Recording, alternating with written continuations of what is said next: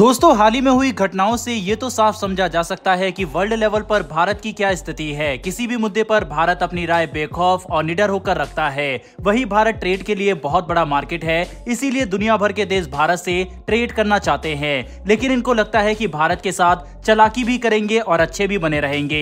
अब भारत ने इन देशों को मुंहतोड़ जवाब देना शुरू कर दिया है। खबर निकलकर सामने आ रही है कि भारत के commerce and industry minister Piyush Goyal ने यूएस, यूरोपियन यूनियन और चीन को यह साफ कह दिया है कि अगर वह भारत पर एक नॉन टैरिफ ड्यूटी लगाएंगे तो भारत उन पर 2 नॉन टैरिफ ड्यूटी लगाने के लिए तैयार है। आज की इस वीडियो में इसी मसले के ऊपर हम बात करने वाले हैं, जिसने दुनिया भर का ध्यान भारत की तरफ खींचा है। वहीं हमारी दूसरी खबर चीन को लेकर है, जिसने अपने रोड एंड बेल्ट इनिशिएटिव के जरिए यूरोप के एक और छोटे देश को तबाह कर दिया है। इस देश को चीन ने इस कदर कर्ज के तले दबा दिया है कि ये कटोरा लेकर भीख मांगने को मजबूर हो गया है। ये देश कौन सा है और इसके साथ चीन ने क्या किया है, इसके बारे में भी डिटेल से वीडियो में बात करेंगे। दोनों खबर काफी इंटरेस्टिंग है, इसलिए वीडियो को अंत तक जरूर देखिएगा। तो चलिए शुरू करते हैं इस वीडियो को। दरअसल दोस्तों, भारत का टारगेट है कि भारत के एक्सपोर्ट को $2 ट्रिलियन तक पहुंचाया जा सके। इसके लिए भारत लगातार प्रयास भी कर रहा है। ये तो हम सभी जानते हैं कि जब एक देश दूसरे देश के सामान को खरीदता या बेचता है तो इसी को इंटरनेशनल ट्रेड कहते हैं, और इस इंटरनेशनल ट्रेड को कई तरीकों से रोका जा सकता है। इन्हीं तरीकों को ट्रेड बैरियर कहा जाता है, और ये ट्रेड बैरियर भी 2 तरह के होते हैं। एक तो टैरिफ बैरियर और दूसरा होता है non tariff barrier. Piyush Goyal ने अपने बयान में इसी नॉन टैरिफ बैरियर की बात की है। दोस्तों, मान लीजिए कि एक देश से दूसरे देश में सामान आया जिस पर दूसरे देश ने टैक्स लगा दिया, तो इसी को कहते हैं इंपोर्ट ड्यूटी। यानी जैसे कि दूसरे देश के बॉर्डर में आपने एंट्री की तो आपके सामान पर इंपोर्ट ड्यूटी लग जाती है, सामान का प्राइस भी बढ़ जाता है। इसी को टैरिफ बैरियर कहते हैं। यहाँ पर ध्यान देने वाली बात यह है कि अगर किसी देश को लगता है कि उस पर जबरदस्त कोई देश इंपोर्ट ड्यूटी लगा रहा है तो वह इस मुद्दे को WTO में रेज कर सकते हैं, और इस पर WTO अपना फाइनल जजमेंट सुनाता है। टैरिफ बैरियर लगाने से WTO में इसके खिलाफ अपील की जा सकती है। इसी से बचने के लिए अधिकतर देश नॉन टैरिफ बैरियर का सहारा लेते हैं। नॉन टैरिफ बैरियर लगाने के भी बहुत से तरीके हैं। इसमें से कुछ इंपोर्टेंट बैरियर के बारे में हम आपको बताते हैं। एक इंपोर्टेंट नॉन टैरिफ बैरियर है सैनिटरी एंड साइनो सैनिटरी मेजर। अब जैसे सपोज करिए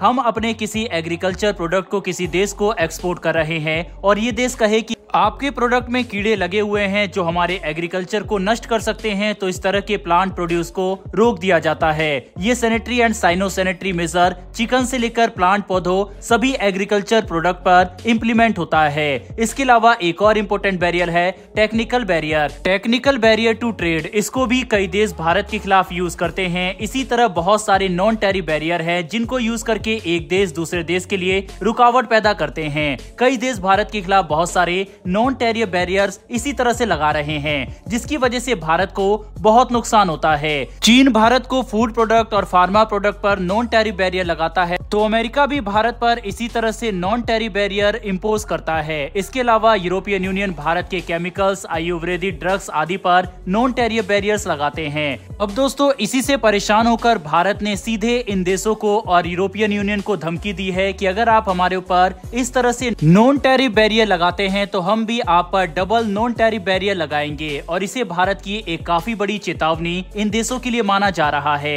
बहरहाल दोस्तों, अब इस पर आगे क्या होता है ये तो आने वाले समय में ही पता चलेगा। लेकिन फिलहाल व्यापार को लेकर भारत इन देशों के साथ अड़ चुका है। फिलहाल बढ़ते हैं हमारी दूसरी खबर की तरफ, जो कि चीन से निकलकर सामने आ रही है। दरअसल चीन ने बेल्ट एंड रोड इनिशिएटिव के तहत यूरोप के एक और देश को बर्बाद कर दिया है। चीन ने इस देश को अपने कर्ज तले इस कदर दबा दिया है कि ये देश अब भीख मांगने को मजबूर हो गया है। चीन ने इस छोटे से देश में दुनिया की सबसे महंगी सड़क बनाई है।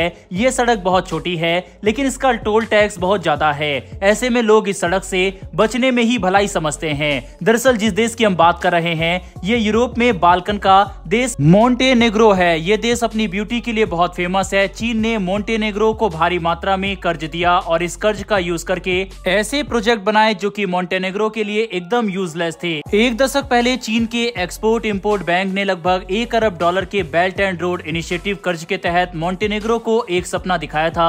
चीन ने अपनी खुद की company China road and bridge corporation के जरिए बार बोल जारे नेशनल हाईवे का निर्माण का प्रस्ताव रखा। अब इस तरह का झूठा सपना दिखाकर चीन ने इस देश को ठग लिया है। मोंटेनेग्रो यूरोप में बेल्ट एंड रोड इनिशिएटिव से जुड़ने वाला पहले देशों में से एक था। ये देश अपने विकास के लिए किसी भी देश से कर्ज लेने को तैयार था। इसी का फायदा उठाकर चीन ने इसे अपने कर्ज तले दबा दिया है और अब मोंटेनेग्रो आर्थिक पतन के कगार पर पहुंच चुका है। वहीं अब मालदीव भी चीन की इसी स्ट्रेटेजी का शिकार होता हुआ नजर आ रहा है। फिलहाल तो चीन मालदीव की बहुत ज्यादा फाइनेंशियल हेल्प कर रहा है, लेकिन आगे चलकर मालदीव को भी इसके रिजल्ट भुगतने होंगे, जिस तरह से यूरोप के इस देश को भुगतने पड़ रहे हैं। बहरहाल दोस्तों, इस वीडियो में इतना ही। दोनों ही खबरों के ऊपर अपनी राय कमेंट बॉक्स में लिखकर जरूर बताइएगा। फिलहाल इस वीडियो में इतना ही, फिर मिलेंगे ऐसी एक नई वीडियो के साथ। धन्यवाद। जय हिंद।